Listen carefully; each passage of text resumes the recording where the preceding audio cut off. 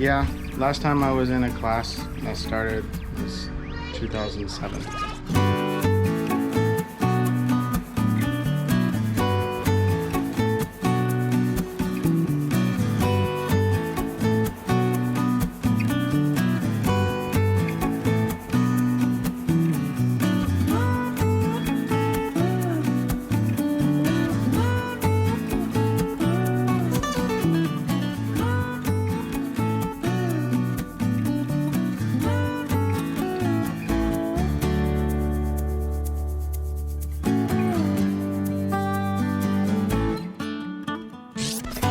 Welcome to my NRVTA experience. Over the next couple weeks, we're going to be sharing with you some of the experiences that I had with the National RV Training Academy. Let's start off with week 1. Now, week 1 is commonly referred to as the fundamentals. This is a crash course into the world of RVing. This includes understanding power. It includes understanding the differences between AC power, like your house power, and DC power, which is more commonly like your vehicle power or your batteries in your RV. You're also going to go over all the different appliances that are in an RV, including your AC units, your hot water heaters, your furnaces, refrigerators, and everything to do with the outside of your rig. What can you expect during week 1? Well, week 1, it melts your brain. So you see the housing and everything else. If you have a fifth wheel or motorhome, you may have what we call a standalone. On this station here, I've got these pre-built. You'll see that this is in series and parallel. It is information overload. So at the end of every day for these classes, they give you homework that you have to do. So I'm gonna go ahead and jump back to my rig and I will do the testing that I need to do. And then we'll see what that was like. We're testing the amp draw off of our slides. So you can see here I have my multimeter hooked up to my leads. All right, go ahead and bring it in, Emma. Got 13, 17 amp draw. Okay, Emma, just take it back out. Why do they do it this way? The way they have the course structured really allows you to start putting the pieces together. Well, just like with anything else, I don't know if you've ever watched the video, but have you ever pushed a car, right? When you first start pushing that car, where's the most amount of force that is exerted? Very first, right? So that's what we call a start capacitor, or that start, right? So we need more voltage coming over to get this motor going. I found that it was a lot easier for me to understand the RVs, how they worked, because I've already been RVing for the past 2 years. Other people might have had other issues because they've never dealt with RVs before. And so being brand new to RVing, that was a ton of information. What about the instructors? Well, I have to say that Todd Henson, who is the instructor for the fundamentals course, is brilliant. He knows everything about RVing, and he is eloquent, he is funny. You think this, you know, a lot of you are thinking, well, I know nothing about RVs.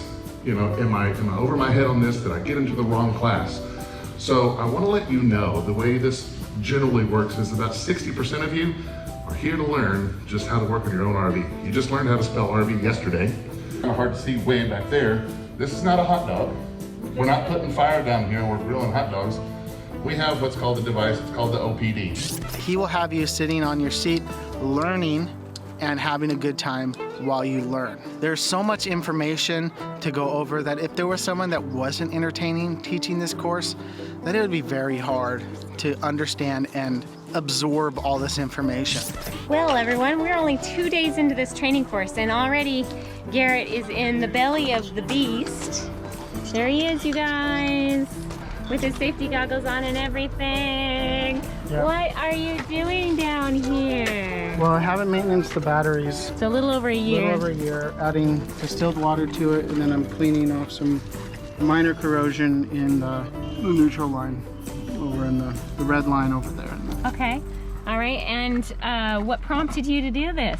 Well, I learned about the DC and AC system. Well, AC today, yesterday, DC. But talking about how power works and what causes corrosion And how to maintain those batteries. Maintain the batteries, and the batteries, these kind of batteries will last you 10 years. If you take good care of them. If you take good care of them. And we haven't really been doing that. No. So there is a plus side to all of you full-timers and part-timers to come and at least take the first week, because it's going to get you on jobs like this where you know it needs to be done, you're not quite sure how it's done.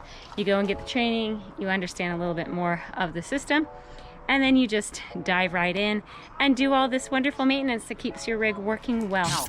You will get handouts in your course, and those will really help you after the fact.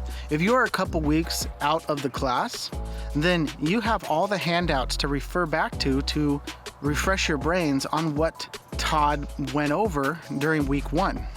Now this course is perfect for the RVer that just wants to fix their own rig. They don't want to take it into an RV dealership, which you could be there 3 to 6 months before you get your RV back. Those that want to just fix their rig, this is a perfect course to do that. You literally learn and you put your hands on all the different types of equipment and gear that you have in most common RVs. Now, there are more specialized equipment that they really don't go over, but those are really in the advanced courses, and I'll talk about that in another video. Why did we end up choosing to go this route in our travels? Now, we've been on the road for 2 years now, and during that time, we have traveled some really cool places. We have seen really cool things. However, we only have one source of income. As a travel nurse family, there's a lot of benefits to it. The pay is great. You get to work at some really cool hospitals. The downside to that lifestyle is that when you don't have a contract, you're not making money unless you have other forms of income. By having this RV business, our goal is to be able to take a lot of the burden of making income off of Carolyn, who's been doing an awesome job as a travel nurse for the past 2 years, and allow me to provide income maybe at an RV park we're staying at for a couple months, or while we're traveling. Now, if you are looking at making this a new career for you, let's say you are very interested in becoming an RV inspector, or you're interested in becoming a certified RV technician. I went through the RV technician course, and I want to talk about that in another video. What if you're looking at making this for a business? Now, there are special ramifications that come along with traveling and having a business. What kind of resources do they have that you could use? The Small Biz RVer School.